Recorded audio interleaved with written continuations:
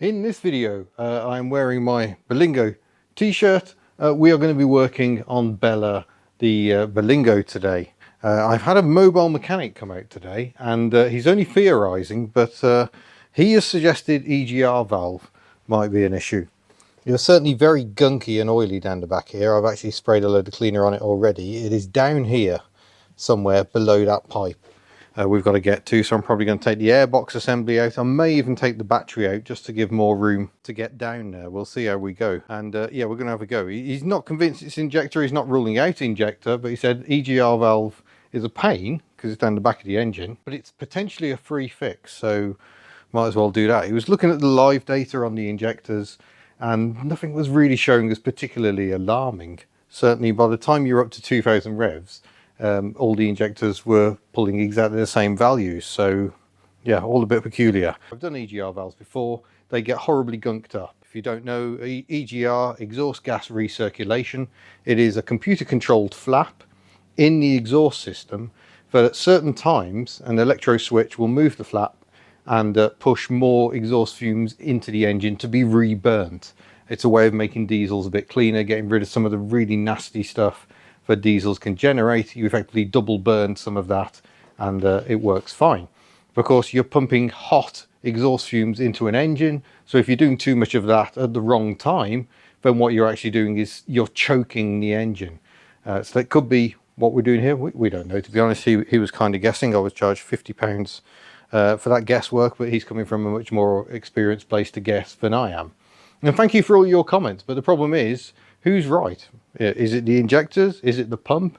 Is it the EGR valve? There's so many things it could be. It could be a block cat. I don't think so. I don't think it's that sort of symptoms. So there's an awful lot it could be, and it's very, very difficult, even if you're an experienced mechanic, to just say, oh yes, it's definitely that. It's a case of trial and error. And fair play to him for saying, I could do the EGR valve for you, but I'll be charging you several hours labour. You could probably do this yourself. So yeah, thank you very much. And yeah, we shall jump in. It probably hasn't escaped your notice that there hasn't been much tinkering on Hubnut lately.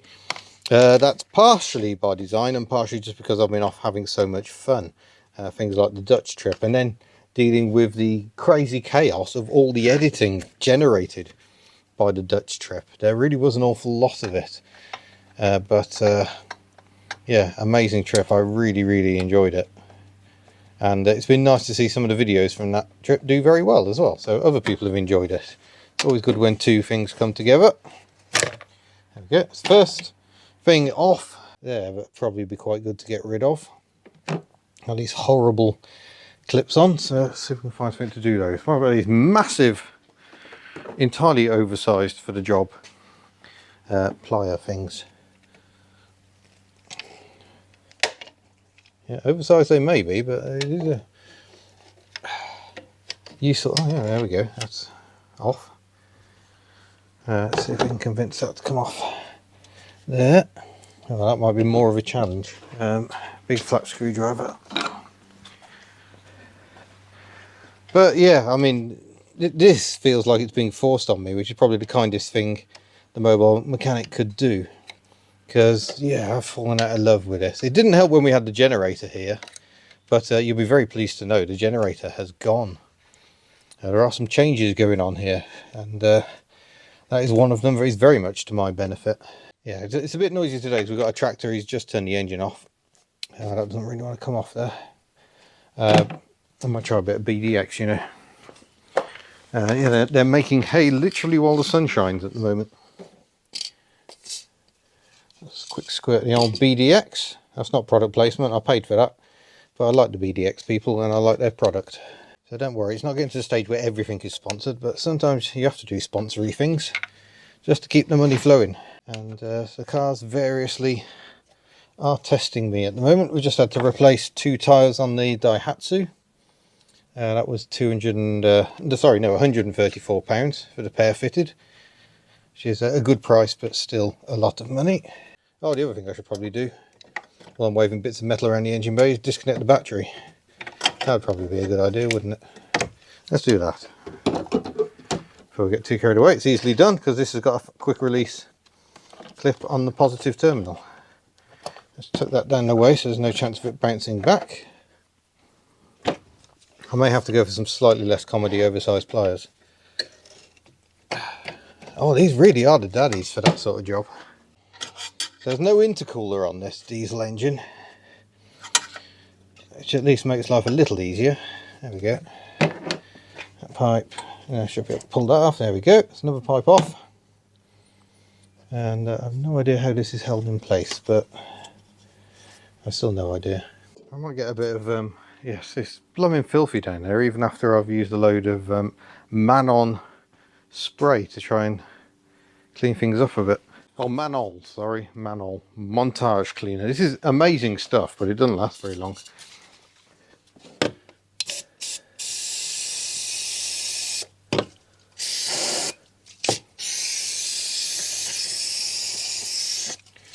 There we go. Another lovely collection of cans here. Again, that's not sponsored, that's paid for as well. I do have a decent workshop light. Next, I bought a cheap one and it's absolute rubbish. Notably, Tim of Cambrian Classics bought the same one and sent it back because it was so rubbish. I don't know how that attaches. No good, I'm blocking my own light. I can't have the car the other way around because it's dead in the sun. Right, I'll keep going and I'll get back to you once I've achieved something. Oh, well, we're about an hour later and I've got absolutely nowhere. It's absolutely impossible to get anything down the back of the engine. Even jacked her up, had a look from underneath, and there's no access because it's all turbocharger underneath. You can see the wastegate and everything. You cannot get a DEGR. So what I've done, I think, is disable the EGR. So I'm just going to fire her up. This is probably going to cause all manner of errors. But I've plugged the vacuum pipe so we maintain brakes even though I'm not actually planning to drive anywhere. And I think that really is it. Oh no, I need to plug, I do need to actually plug this vacuum wire back in. There it is. That doesn't need to go back on there, otherwise no brakes. That goes up there, that goes off to the brakes, and then we've got a T-piece that would come down to this EGR actuator valve down here. So I've got no vacuum to it at all. I wonder if I should block off that end as well. I probably should. I think this bolt was from the battery tray I haven't yet resecured. I'm going to wedge that in there. We'll just see what happens.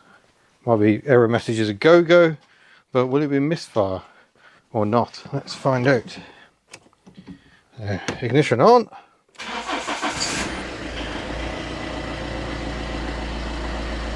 Idling away much as before.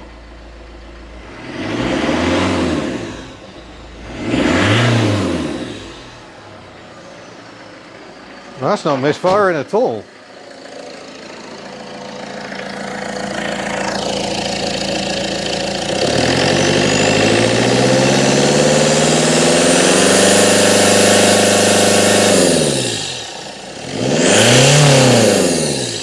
So let's stop upsetting it too much. Let's pop the air filter housing back on. And then it's getting, oh, makes it a lot quieter.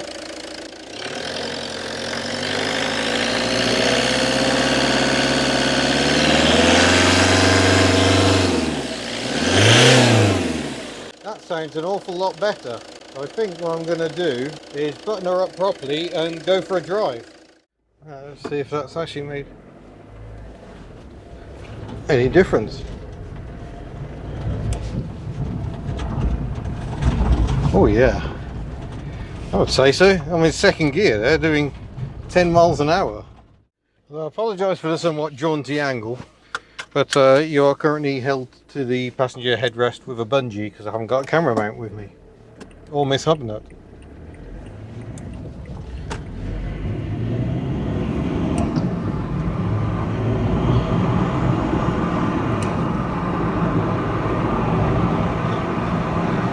I mean, that feels an awful lot better.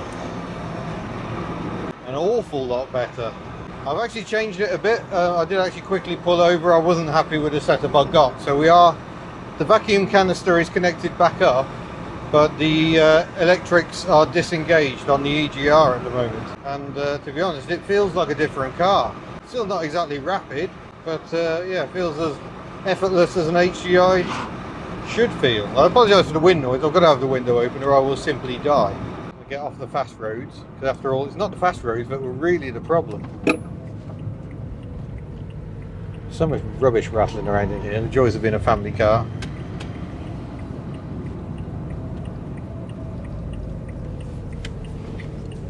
So what was really upsetting it was sort of bobbling along like this.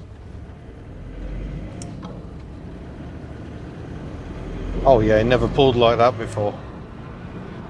We're doing just over 1,000 revs, that's 25 miles an hour. Yeah, we're doing 30 miles an hour in 4th gear. This is exactly the sort of thing she wasn't doing before. But the misfire seems to have gone completely, which can only be a good thing. Let's go bombing down this road.